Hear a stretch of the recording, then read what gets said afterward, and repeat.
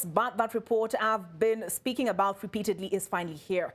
The chair of the Presidential Council of Economic Advisers, David Ndii, has gone from being a man who helped President William Ruto court the electorate by debunking the bottom-up economic model traversing the country to gather the input of Kenyans to lay strategy to the Kenya Kwanza economic blueprint, to being a man marred with controversy and a series of unspeakable tweets to his name.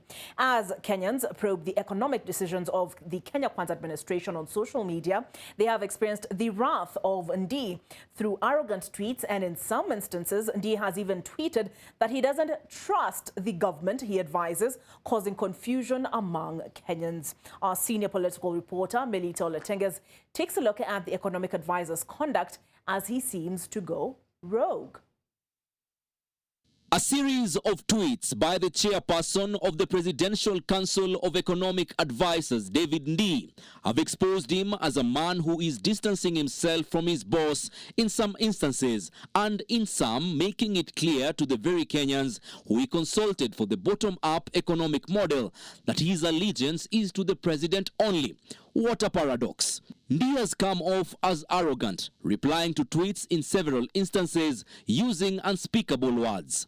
Let's start with this tweet on X, formerly Twitter, on December 20th, 2023, in reference to this statement by President William Ruto before his election. Hatutakuwa tunatafuta madeni kutoka China na mahali ingine ambayo sasa inatuletea kisirani.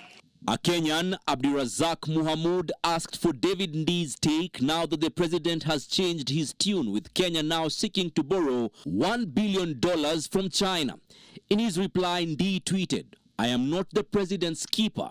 On September 14th, 2023, Ndii was put to task by yet another Kenyan on X by the name Muhindi about solutions President William Ruto and his deputy Rigathi Gachagua claimed to have for the country's ailing economy. Ndii simply replied, "And you believed them." It doesn't end there. Replying to a different comment still on X, where Kenyan discredited Ndii's competence, he replied, "So what? We don't live for you and we don't owe you." In a reply to Butere Man on X, who questioned Ndii's analogy on the country's debt, Ndii replied by saying, "I am paid to advise the president. Since you are not the president, what I tell you is unpaid." He actually epitomizes the character, the soul of his government. Yeah. Okay? Yeah. And see, if William really was concerned about the behavior of his people in government, Yeah. by now he could have reprimanded him or even asked him to step down. He should be speaking in a manner that calls for intellectual debate on his arguments. He speaks in a more pedestrian manner.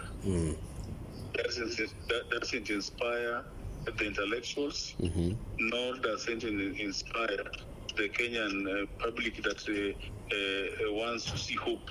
In his tweets, Ndii has also predominantly blamed President Uhuru Kenyatta's government for leaving the country in dire straits and huge debts. Replying to Jubilee official and blogger Pauline Njoroge's comment on X, who was comparing fuel pump prices during Uhuru's and Ruto's regime, David Ndii's tweet remains unprintable, coming off as abusive and demeaning to Pauline. People are asking him practical issues around the economy. But because he's unable to respond to them, because he does not know, he does not have the know-how, that's why he resorts to insults. Yeah? Yes. That's why because he's actually a frustrated man. However, the president's advisor on women's rights, Harriet Chigai, is yet to keep her colleague in check. Or perhaps she's also only supposed to advise the president and not Ndii.